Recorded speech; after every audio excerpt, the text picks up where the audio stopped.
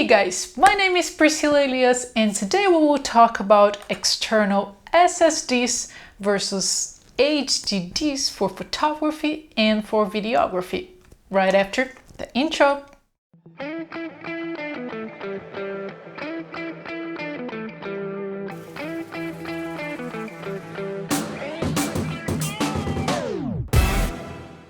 If you already edit photos and videos, you know by now how heavy some files can get, especially when it comes to videos. I was working exclusively as a photographer up until the beginning of 2020, and from 2020 on I started this YouTube channel, and so I started making videos also. What I'm saying that is, until then, I edited exclusively with external HDs, and that happened from 2017 to 2021. I actually had my first external SSD about 1 or 2 months ago, and for that reason I will share my experience of editing photos and videos with both of them. Should you invest in an SSD, which is a much more expensive external drive, is it worth the money?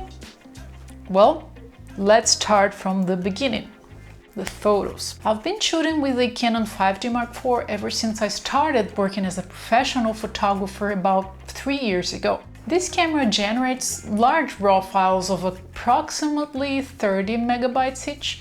I use Lightroom and Photoshop to edit my photos, and I use one or another depending on the complexity of the editing I need to do.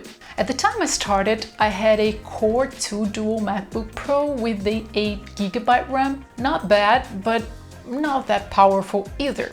I had a Lacy external HD. Actually, before that I even had a Samsung external HD. Well, both were external HDDs. I had a Lacy external HD and worked both in Lightroom and Photoshop, editing my photos straight from the external HD through Lightroom collections, and I worked that way for almost 3 years. What I can say about that is, it was a good way to start. When I edited my photos straight from the external HD using Lightroom, it usually ran very smoothly. When I edited photos using many layers in Photoshop though, that's where it started getting a bit slow sometimes. If I tried to save files with many layers in Photoshop, I'd sometimes lose the editing. The computer would keep saving the file forever, and in the end I'd just have to restart it and start working on the file all over again, unless I had a previous lighter version of it saved. So to make that work with an external HD, I edited all the layers I needed to work in Photoshop, and before saving the files to the external HD, I used to merge all the layers in Photoshop and save it as a unique layered file. That way it would be light enough for my computer versus HD to be able to save without the risk of losing it all. If that's not an option for you, if you want to keep your Photoshop files with all original layers for possible new retouches or anything like that, then I have to say that it didn't work for me. Anyway, that's what I had for 3 years of my career as a photographer, and I cannot say this setup was a nightmare. For 95% of my work, it worked just fine. But then I started making videos. Again, my Canon 5D Mark IV makes 4K videos, but they're not huge files if compared to some of the files of newer cameras.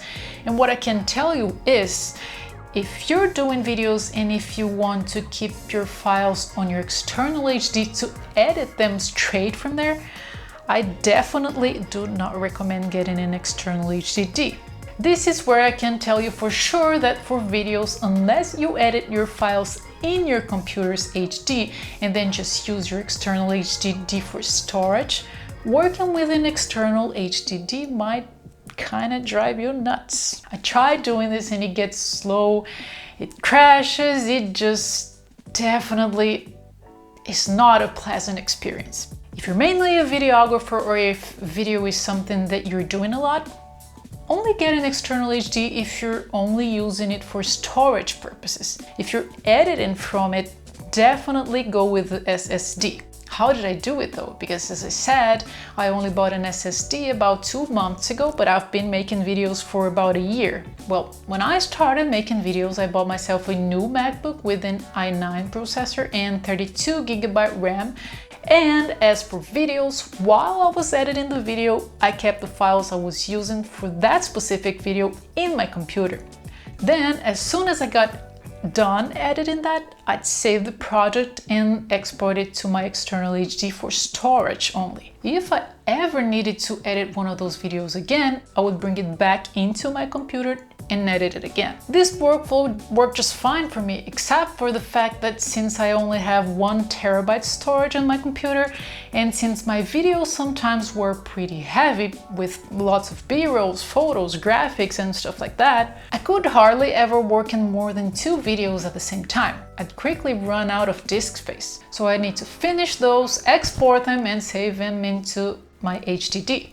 Again, just for storage purposes. Then I'd erase them from my computer and get enough free disk space to work on the next 1 or 2 videos. After going through the experience of editing with both HDDs and SSDs, what I can tell you is, if you have the money for it, go with the SSD.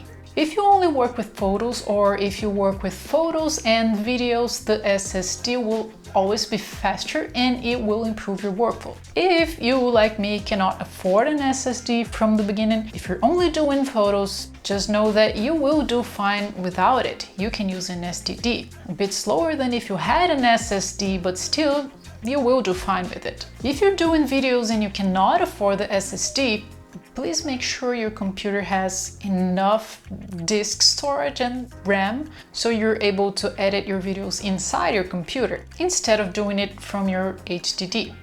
I definitely do not recommend editing videos straight from the HDD in any situations. At least I did not have any good experiences with that.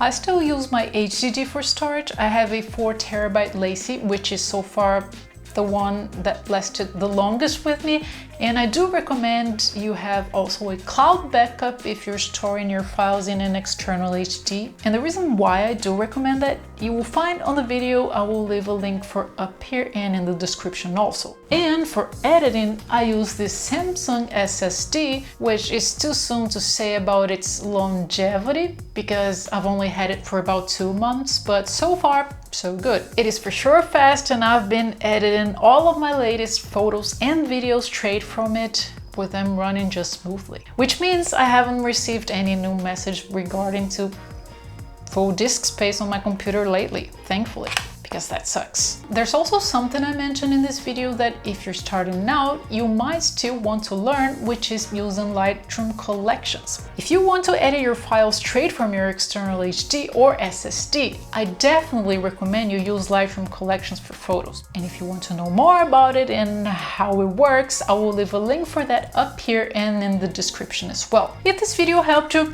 you know that, right? Please just follow this graphic down here, as you will help me a whole lot in return, and I will really appreciate it, as you will help me to keep creating better and better content for you. Also, please let me know your thoughts about all of this down here in the comments. Do you use HDDs or SSDs? And why so? Do you edit straight from your computer, or do you use external devices to do so? I'd love to hear about your editing workflow as well. That's all for today, guys. Have a great one. Thanks so much for watching me, and I will see you in the next video. Ciao!